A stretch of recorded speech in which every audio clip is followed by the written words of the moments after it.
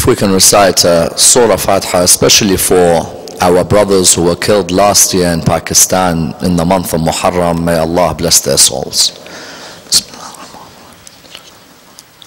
مالك يوم الدين إياك نعبد وإياك نستعين اهدنا الصراط المستقيم صراط الذين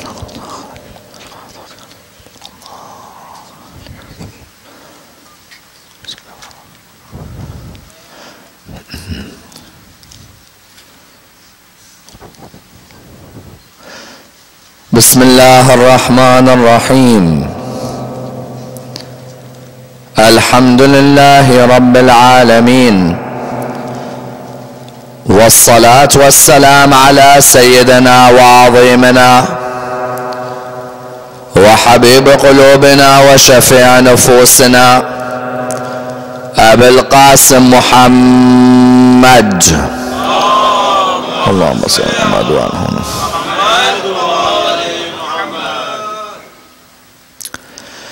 وعلى أهل بيته الطيبين الطاهرين وأصحابه الغر الميامين. الحمد لله الذي جعلنا من المتمسكين بولاية سيدي ومولاي علي بن أبي طالب. اللهم صل على محمد وعلى محمد.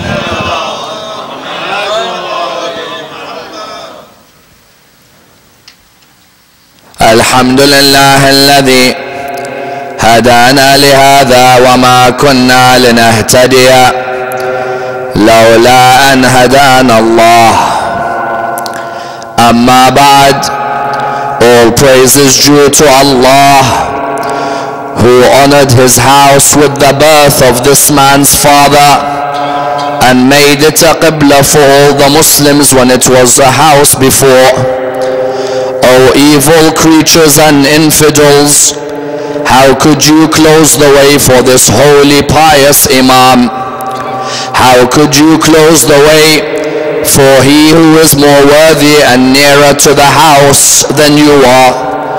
Were it not for the divine will, the divine mystery, and the divine test, the house would have leaned towards him, and the Hajar al-Aswad which you seek to kiss and touch would have sought to kiss and touch his hands.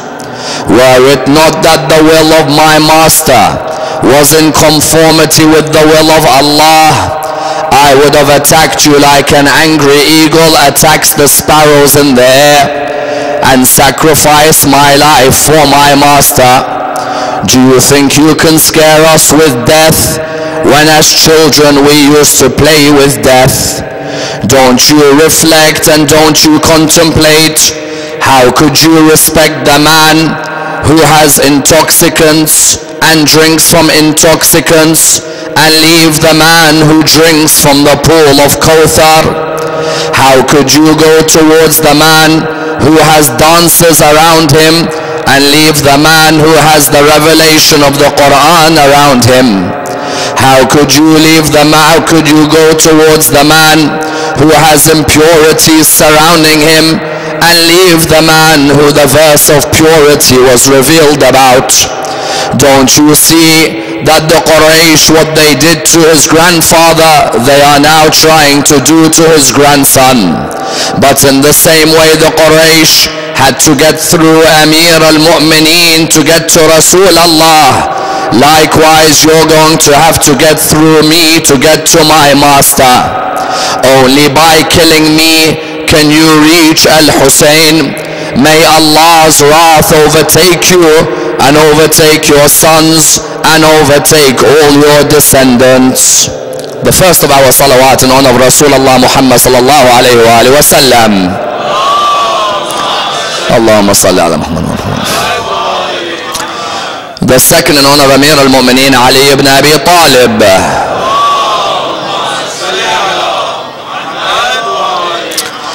The third with your loudest voices in honor of the Imam of our time, Imam Sahib al-Asr wa zaman.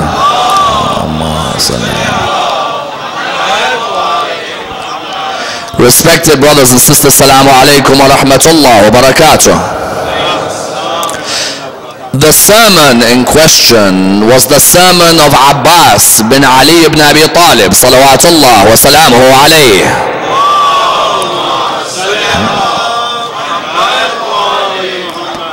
And is regarded as one of the most powerful sermons in Islamic history. Unfortunately, the sermon has not been dissected with the depth that it deserves. The sermon itself was given by Abbas bin Ali on the 8th of Dhul Hijjah at the period of Hajj. As we know, each of the sermons of Ahl al-Bayt is a sermon that seeks to guide the human being in each and every area of their life. Until today, we have an unbelievable number of sermons from the Imams of Ahl al-Bayt, and indeed a great number of sermons from the Holy Prophet himself. As in, if ever you looked for eloquence and you looked for knowledge combined in any personality, then when you look at the Holy Prophet and his family, you find each of their sermons without a doubt has a combination of the both. If you would like sermons, for example, on economics or on politics or on sociology or on anthropology, each of the secular science, you'll find that the Imams of Ahl al-Bayt have a sermon on each area. And indeed, therefore, you find that it's a need for us to examine the sermons that have been left behind for us from the Prophet and from the Ahl al-Bayt alayhim as-salam, as in be it the farewell sermon of the Holy Prophet. For example, the sermon of Ghadir is hardly ever examined in depth. All we ever examine of the sermon of Ghadir is just a couple of lines of the sermon. Otherwise, the sermon of Ghadir is a much longer sermon than what we have given it credit for. Likewise, you find the Imams of Ahl al-Bayt have left behind for us some unbelievable sermons. As in, when Sharif al-Radi compiled Nahj al-Balagha, the reason Sharif al-Radi compiled Nahj al-Balagha was he wanted to collect Ali ibn Abi Talib's sermons. Ali ibn Abi Talib's greatest sermons were compiled within the Nahj. Yet if you ask many of the followers of Ahl al-Bayt, how much of the Nahj have you actually read? You will find that the followers of Ahl al-Bayt have neglected the Nahj. That's why it's a source of pride for me when I come here and recite that the Saturday morning Nahj al-Balagha class, without a doubt, allows us to open our doors onto the eloquence of Ahl al-Bayt in their sermons. You find Imam Amir al-Mu'mineen left behind many a sermon which Sharif al-Radi compiled. Sayyida Fatima al-Zahra salawatullah wa salamu alayha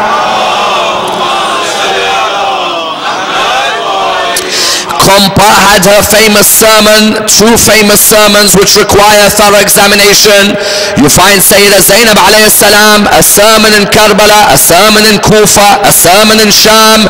You need each and every one of these to be examined and memorized, not just examined. Unfortunately, we've memorized the lyrics of people of no use in our life, when the reality is we should memorize the lyrics of personalities like this. The wisdom from the sermon of Fatima al-Zahra when Fadak was taken from her, or the wisdom of the sermon of Sayyida Zainab in Sham, is not just simple Arabic poetry. The tenets of the religion of Islam, the principles of the religion of Islam, the ethos of the religion of Islam is all within that sermon. And you know, sometimes these sermons of Ahl al-Bayt were given to make it clear to the people exactly what the theological message of the religion of Islam. Therefore, when you come towards this sermon, this will be one of the only times that this sermon of Abu al-Fadl al-Abbas is examined. If you were to ask many people, what do you know about Hazrat Abbas? Many people will turn around to you and say, well, to tell you the honest truth, all I know is that on the 10th of Muharram, he gave his life away valiantly. You say, so Abu al-Fadl, who lived for 33 years, you only know about one day of his life? You don't know anything else about his life? You'll find many will turn around and say, to tell you the truth, I don't know much. That one day was a great day, and I really haven't been bothered to research much else about his life.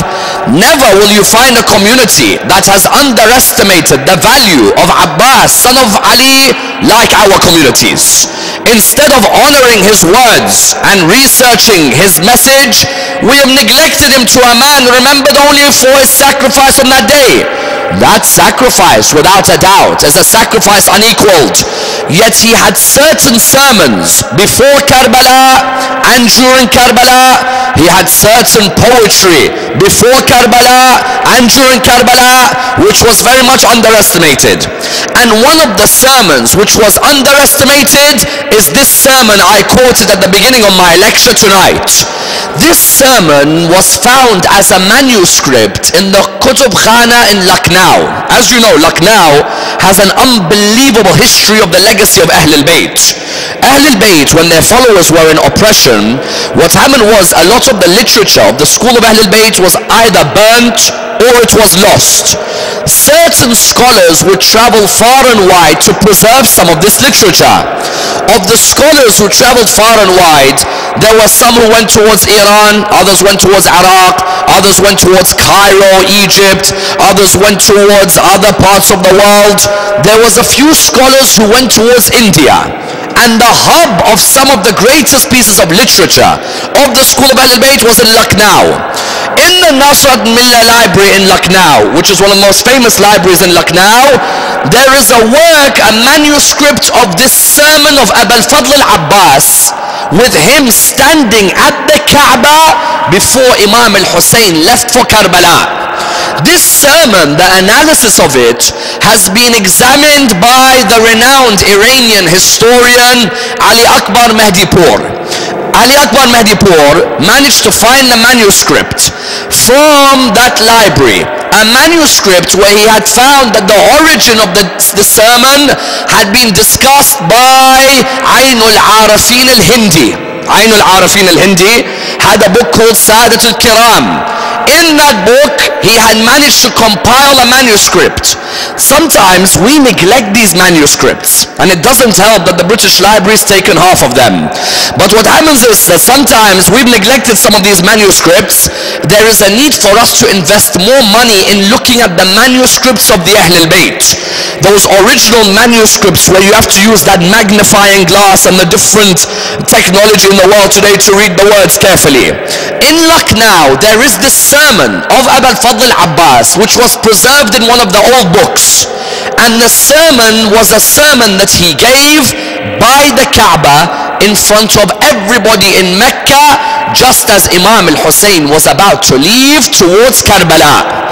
This sermon is one of the most beautiful sermons I have ever read from the Ahl al-Bayt.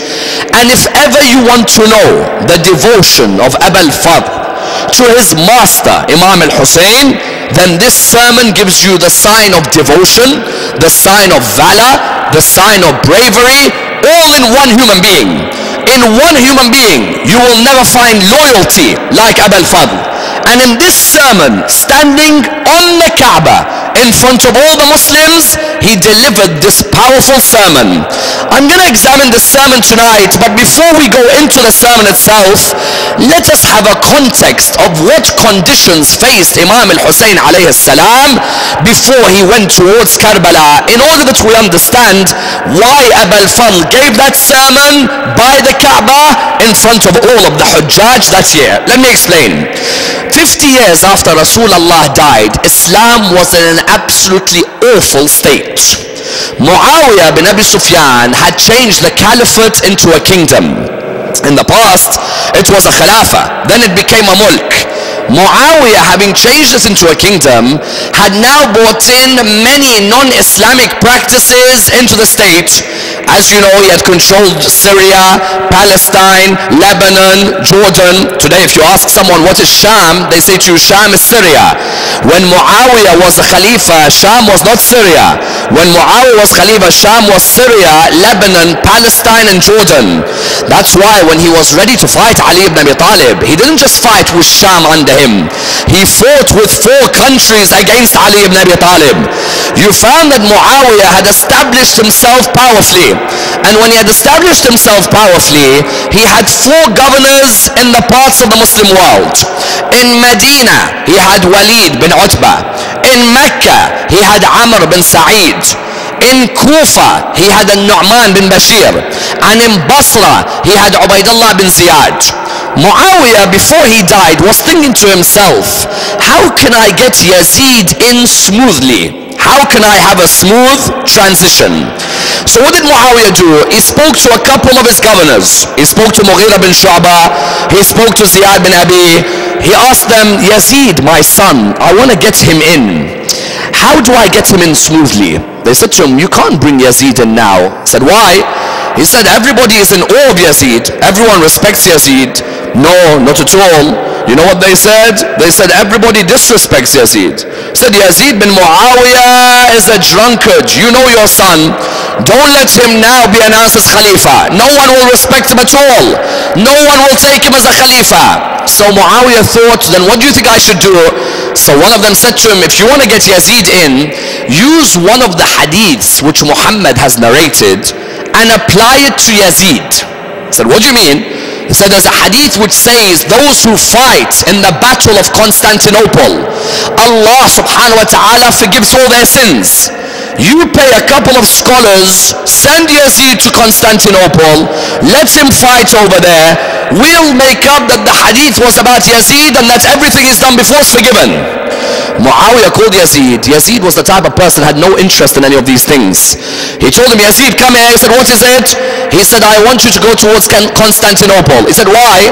He said, because there is a narration which I need to use. You go there. Can I take my girlfriend with me? He used to go out with this girl called Kulthum. He said, yes, you could go out with her, you could take her. Yazid went near the Constantinople war. Now that hadith of Rasulullah, that those who are forgiven for fighting in Constantinople, that war had already taken place before. But if you want to play with the world of hadith, you could delete that previous war and make this war be the one narrated by him. So Yazid reached the outskirts of that Constantinople war. He knew there's a plague in the war, so he decided, I'm not going to fight. I'll stay in a house over there with my Kulthum. And that's why he used to say that I am happy here in the Farqaduni alone with Kulthumi. Yes, he used to enjoy being alone with her. Eventually when the battle was over, Yazid came back. The narrators wrote, Yazid bin Muawiyah, all his past sins are forgiven because the war of Constantinople, Rasulullah said whoever fights there, all his past sins have been forgiven. Now Yazid is completely forgiven. Muawiyah therefore in his final days told Yazid, he said, Yazid, beware of 4 men. These 4 men will always give you trouble. He said, Dad, who are they? He said, number 1, Abdul Rahman bin Abu Bakr. Number 2, Abdullah bin Umar. Number 3, Abdullah ibn Zubair. Number 4, Hussein son of Ali. Yes? He said these 4. These 4 will give you trouble. Make sure as soon as you become Khalifa, you are able to silence these 4. Do you know what's ironic about those 4 names? All of them are sons of famous Sahaba, correct or no? Abdul Rahman, son of Abu Bakr. Abdullah, son of Umar. Abdullah, son of Zubair. Hussein, son of Ali. When Zakir Naik comes on television and says, Yazid, may Allah be pleased with him, it's your companions' kids who hated him, not just us. Yes? It's your companions, Abu Bakr and Umar and Zubair and Ali. Their sons were the ones who Muawiyah said are the danger. So what? Yazid is good and your companions' sons are good. You found that when Yazid therefore came into power, the day his dad died, he wrote a letter to his governor in Medina, Walid bin Utbah. He wrote a letter, he said, I want allegiance from Abdullah bin Zubair, Hussein bin Ali, Abdullah bin Umar. Walid bin Utbah was Yazid's governor in Medina. Walid straight away, who did he ask for advice? Marwan ibn al-Hakam. The poison of this religion, there's about 2-3 names, yes? And one of them is Marwan ibn al-Hakam. Every time you see trouble in Islam, yes, this evil man is in the middle. And you have a group of Muslims in the world today, what do they say? Marwan ibn al-Hakam radiyallah anh. Yes? It's good we write, may Allah be pleased. Yes, may. We're not even sure if it's ever happened for people like this. No, actually we are sure that people like this are poison on earth. Walid bin Utbah came to Marwan ibn al-Hakam. He said to him, what should I do? My father had said to me, and now he's died, that there are 3 I have to beware of. Abdullah bin Zubair, Hussein bin Ali, Abdullah bin Umar ibn al-Khattab. Marwan looked at him, he said, listen to me. Abdullah bin Umar is no one to be scared of. He won't do good, nor will he do bad. He's just in the middle. You know, there are certain people, yes? Waste of time. Abu Huraira in Siffin said, Salah is good with Ali, food is good with Muawiyah. And when they fight each other, the middle is the best for Abu Huraira, correct? There are certain people who held neither side. He said, Abdullah bin Umar ibn al-Khattab, he said, Abdullah bin Umar will do nothing. He said, your 2 dangers are Hussein bin Ali, Abdullah bin Zubair. So he said to him, what should we do? He said, you have to kill both of them. He said they have to pledge allegiance to you, and if they don't pledge the allegiance, you kill them. Walid bin Utbah sent Abdullah bin Amr bin Uthman. When he sent Abdullah bin Amr bin Uthman, he came to Imam al-Hussein and came to Walid. He came and saw them. He said, listen, the Khalifa has sent a message to the governor. The governor wants to see you. Imam al-Hussein looked. He said, that must mean that Muawiyah has died. Yes? He said, yes, Muawiyah has passed away. He said, and who wants to see me? He said, Al-Walid. He said, very well, we'll go and see Al-Walid. Imam al-Hussein and Abdullah ibn Zubair went to see Al-Walid. Al-Walid said, listen, you have to pledge allegiance to Yazid, son of Muawiyah. He is now your Khalifa, and you have to pledge allegiance to him. Imam al-Hussein said, Muawiyah has died? He said, yes, he's died. He said, so Yazid's taken over? He said, yes. He said, okay, you want my pledge of allegiance to be public? Is that what you intend? He said, yes. He said, very well then, if you want my pledge of allegiance to be public, give me a night to think about this. Imam al-Hussein that night went home. When he went home that night, Marwan, just before Imam al-Hussein left, Marwan said to Walid, he said, kill him. He said, what do you mean kill him? He said, you should have beheaded the man here in Medina. He said, what are you talking about? He said, you've let Hussein go. I'm guaranteeing you, you will not catch him again, you as a governor. Walid looked at him and said, Marwan, that's the grandson of Rasulullah.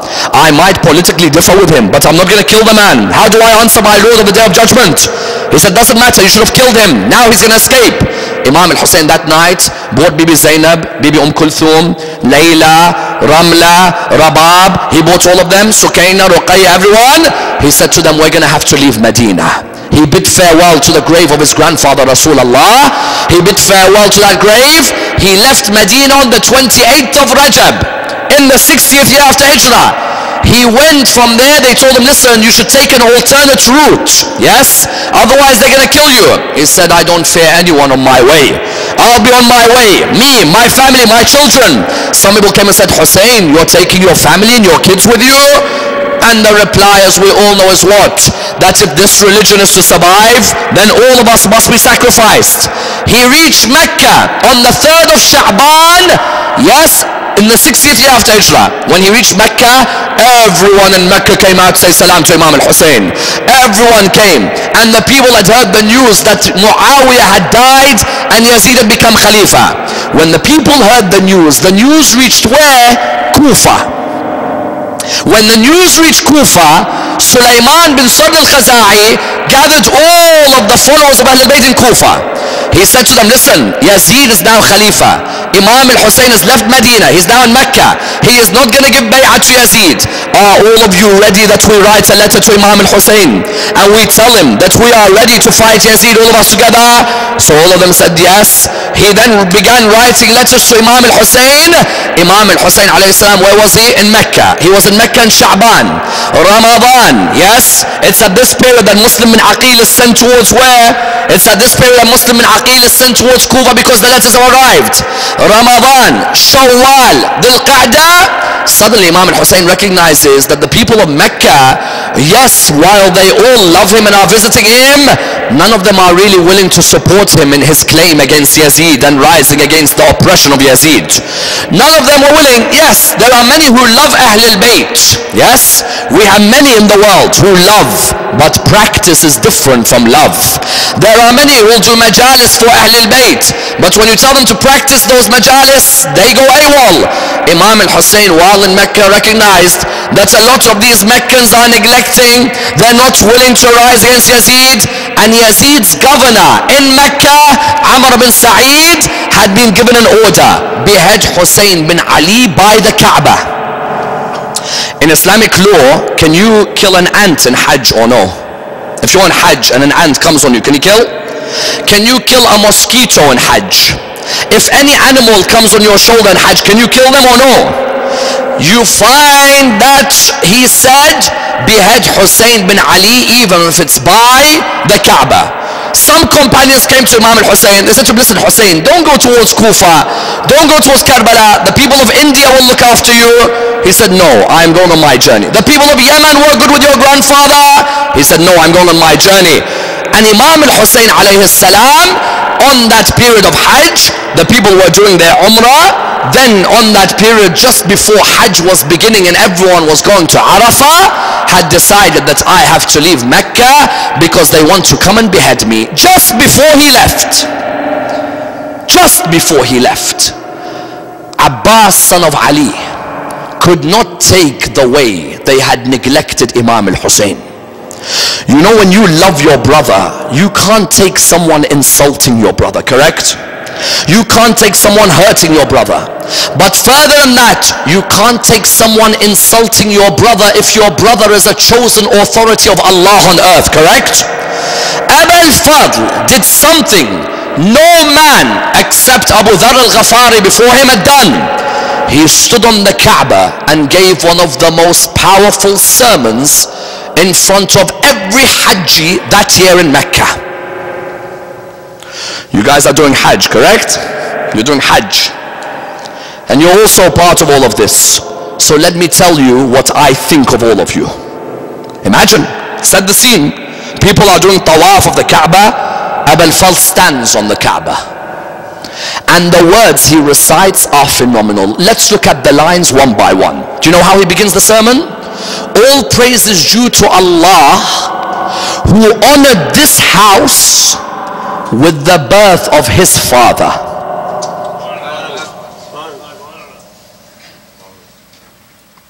Only one man was born in that house.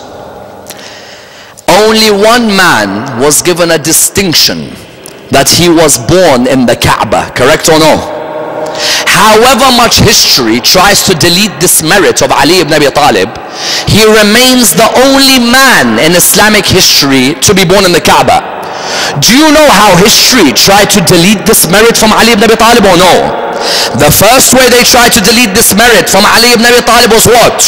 The first way they tried to delete the merit was by not including this in the famous books. Bukhari, Muslim, Tirmidhi, Nasa'i, Abu Dawood and Ibn Majah, none of them mention Ali ibn Abi Talib born in the Kaaba. None of them. Because Bani Abbas did not want Ali ibn Abi Talib to have such a distinction. They didn't want the line of Ali, Ja'far al-Sadiq, Musa al-Kadhim, Ali ibn Musa, Muhammad bin Ali, Ali ibn Muhammad to have a distinction. So they deleted any memory that Ali ibn Abi Talib was born in the Kaaba, but they replaced him being born in the Kaaba with someone else. They said Khadija had a nephew who was born in the Kaaba, and that's the only man to be born in the Kaaba. Tell me, which Khadija's nephew was born in the Kaaba? Where are you bringing this nonsense from? But to remove the merit of Imam Ali ibn Abi Talib being born in the Kaaba, the first thing they did, not mention him. Even though if you look in Al-Mustadrak ala Sahihain of Al-Hakim al-Nisapuri, or if you look for example within Muruj al-Dab of Al-Mas'udi, they narrate clearly when Fatima bint Asad was pregnant, she was leaning by the side of the Kaaba. While she was leaning by the side of the Kaaba opened up for her. She went inside, then when she emerged back out, she had given birth to Ali ibn Abi Talib and remained the only lady to have ever given birth in the house of Allah subhanahu wa ta'ala.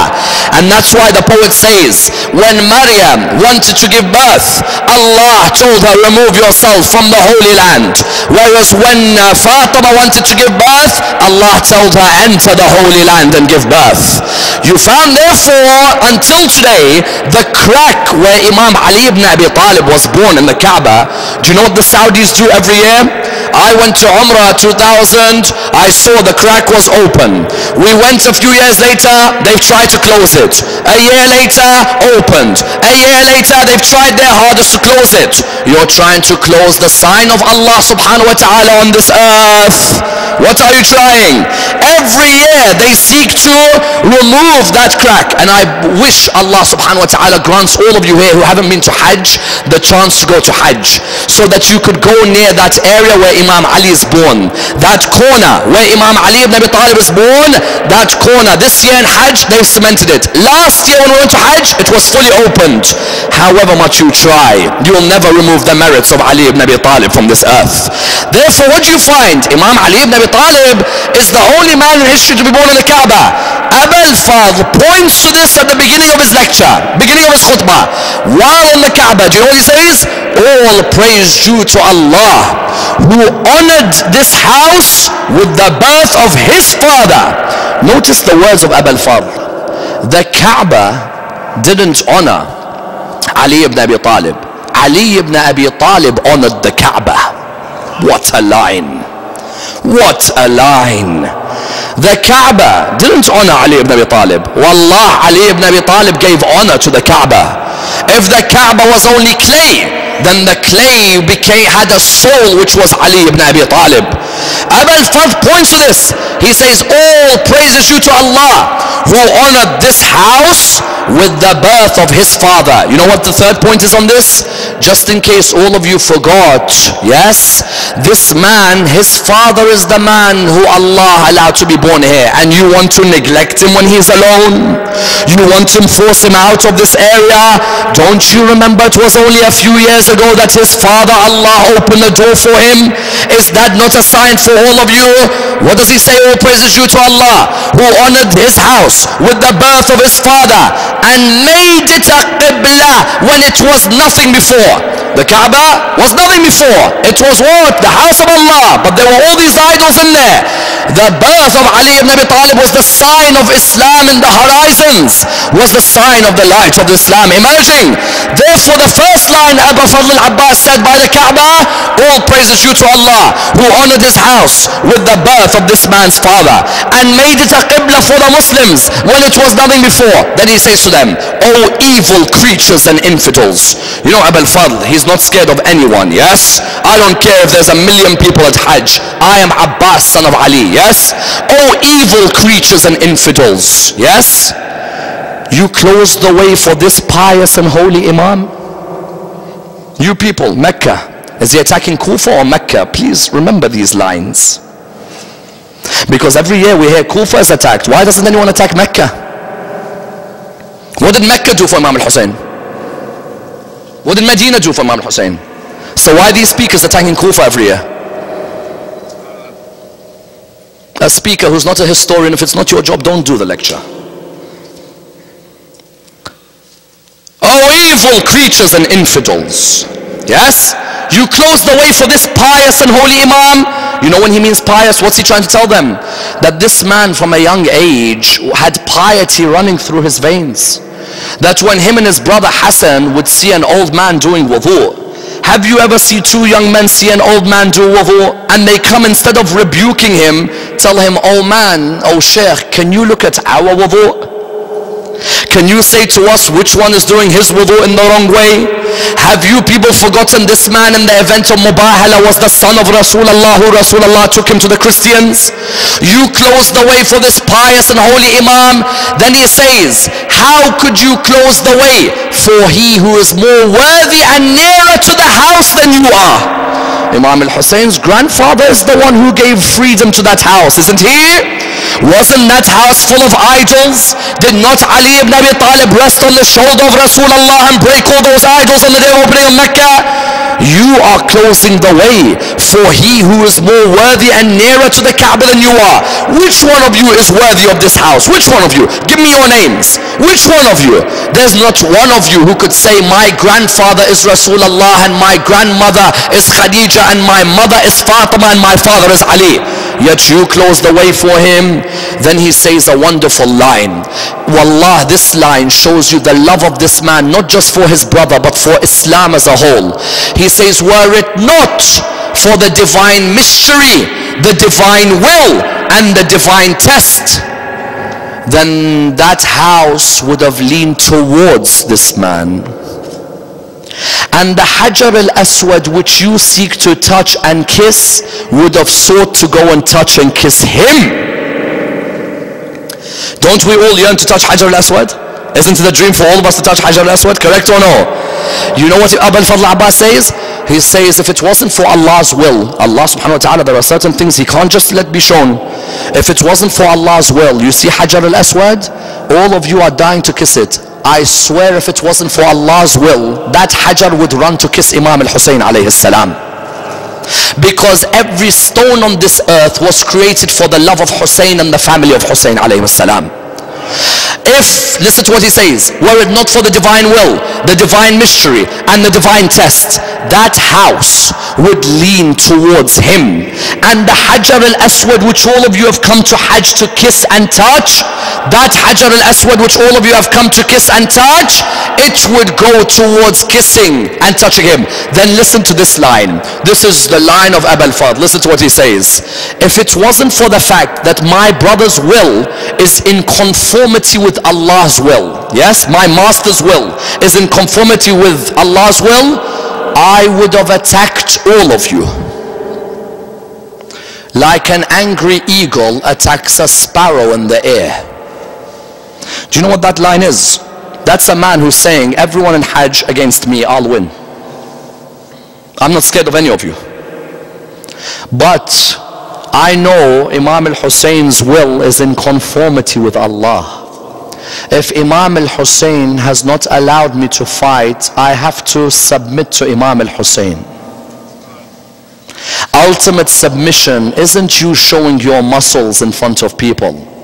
Ultimate submission is when your Imam tells you something's wajib, you act it. When he tells you something's haram, you stay away from it.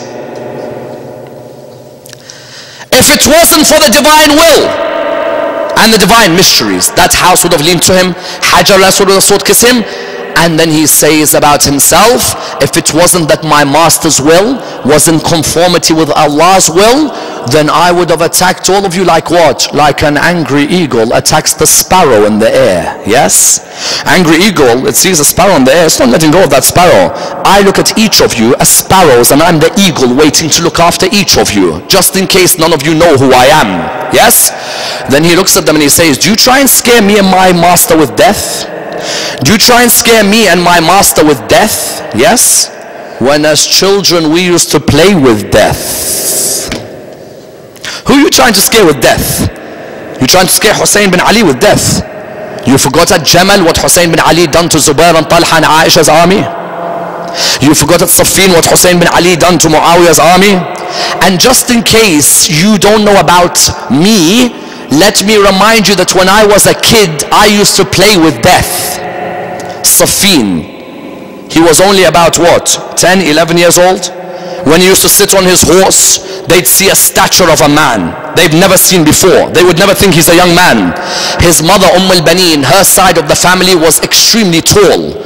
So when Imam Ali wanted to marry her, he wanted a family who had great warriors, people of great stature. In Siffin, just before he went out to fight, the opposition had this man who had said, who can come out and face us? We are the bravest of warriors. Where is Ali ibn Abi Talib to come out and fight me? Imam Ali ibn Abi Talib turned around to the young Abbas, yes? He saw him. He said, Abbas, get yourself ready. So he got himself ready. He said, wear your mask. So he wore his mask. He said, go out there on the battlefield. And when he calls you again, that man, when I give you permission, go out and fight. I used to play with death. Death is nothing to me. I used to play with it. It was a game. He came out. The man said, name yourself, you on the horse. He was wearing a mask. He turned around to his father. His father said, no. The man said again, name yourself. Turned around to his father. His father said, no. Turned around again. He said, name yourself. His father said, tell them who you are. He removed the mask and he said, Ana Qamar Bani Hashim, Abu Fadl al-Abbas. I am the moon of Bani Hashim, Abu Fadl al-Abbas. The opposition in Muawiyah's army turned around and said, but there are already two moons in Muhammad's army, Hassan and Hussein. He said, they are the sons of Muhammad. I'm the son of Ali. It's the role of the son of Ali to protect the sons of Muhammad. They are the eyes and I am the hands. It's always the role of the hands to protect the eyes, correct? Abu Fadl al-Abbas standing at the camp, what did he say? He said to them, you try and scare us with death, me and my brother? When we were younger, we used to play with death. Then he tells them, do you not reflect? You who are doing Hajj every year, you don't reflect? You don't see what's happening? You are supporting the man of intoxicants when you could be supporting the man who drinks from the pool of Kawthar.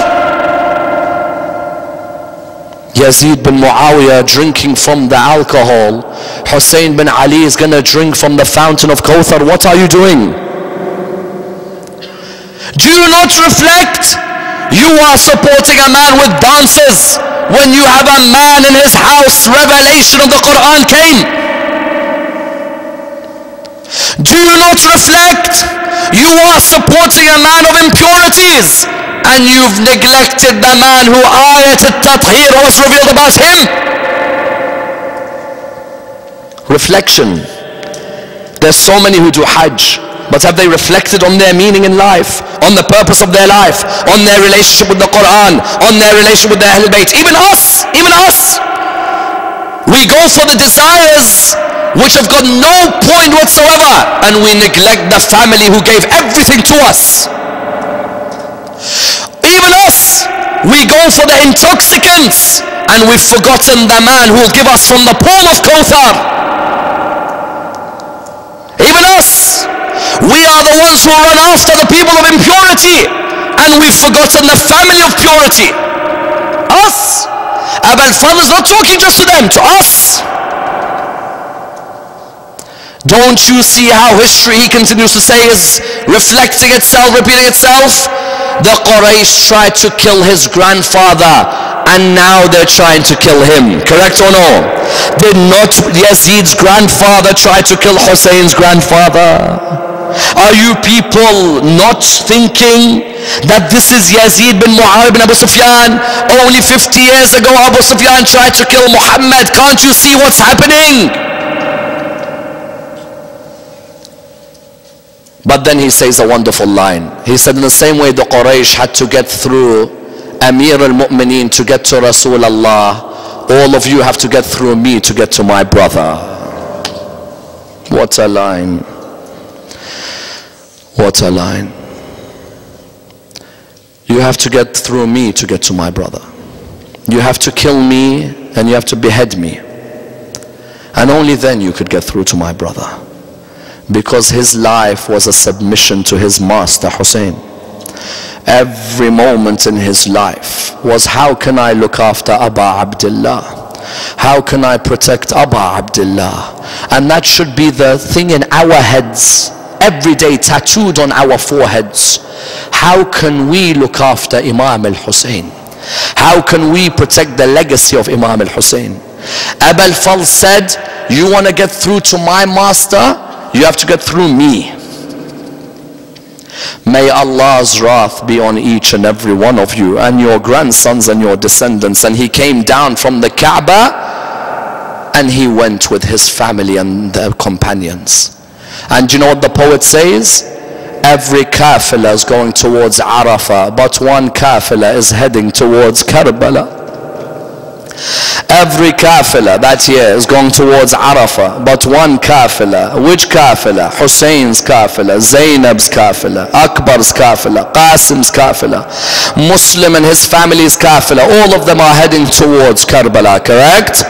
And that's why, without a doubt, you will never in your life see a man who exemplified loyalty to his brother like Abu al-Fadl. That sermon of the Kaaba exemplified what his brother meant to him. And that's why on the 10th of Muharram, when he saw companion after companion dying, yes, he saw Zuhair, and he saw Muslim, and he saw Hur, and he saw the young men dying, and then he saw Akbar, then he saw Qasim, then he saw Aoun, he saw Muhammad, then he saw Aba Abdullah wahidan on the plains of Karbala, standing there as a stranger, yes? But you know, he kept on coming to Imam al-Hussein, please let me go out and fight, please. And Imam al-Hussein would say to him, Abbas, wait. He'd say, Aba Abdullah, let me go out and fight these. And Imam al-Hussein would say to him, no Abbas, wait, until he heard a cry from the children, yes, he heard Sukaina calling, Al-Atash, Al-Atash, Al-Atash, yes. He heard the children crying, and he heard Imam al-Hussein call out, Hal min nasirin yansuruna, is there any helper to help us? He came, he said, Aba Abdullah, I beg you, allow me to help you, allow me to protect you, allow me to honor you, oh my master, allow me to be the one who gives away his life for you.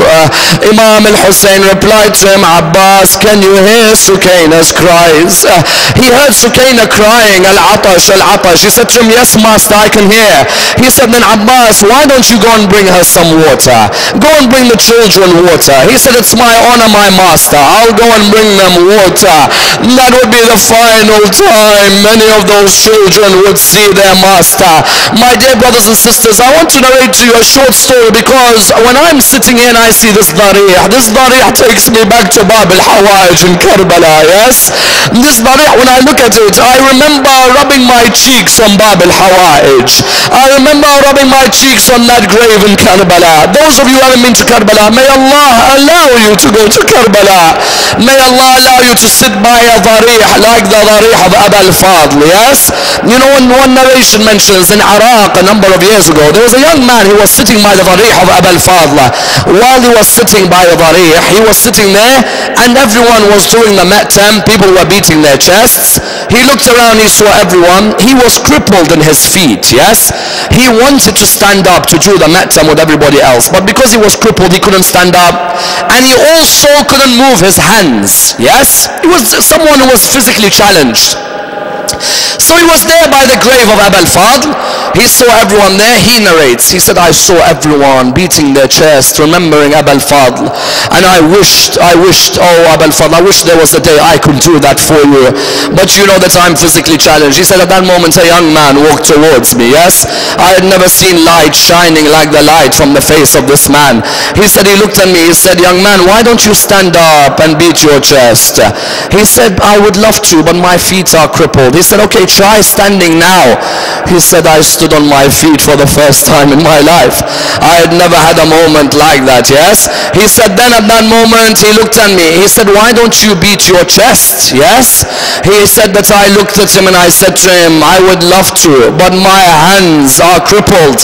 He said, the man looked at me and he said, Wallah, if I had hands, I would have given them to you, but they took my hands away on the 10th of Muharram. Yes, those hands had been taken away. The narration mentions that he walked towards the Furat. On the way towards the Furat, there was a great opposition towards him. There were a number of soldiers stationed by the Furat. He managed to fight and kill over 80 of those soldiers. He got towards the Furat, and when he got towards the Furat, he knew that he wanted to collect the water. But you know, he hadn't drunk water for a while. His lips were dry. He looked at that water. He looked at the water, then he thought to himself, shall I drink? But no, how can I drink from the cold water while my brother drinks from the syrup of death, yes? So he put that water, he collected it. May Allah give all of you patience, my dear brothers and sisters. On his way back, he began to ride his horse. Suddenly a man came from behind and struck the right arm of Aba al-Fadl al-Abbas. He tried to hold the flask and he tried to hold the flag. All of a sudden a man cut the left arm of Aba al-Fadl.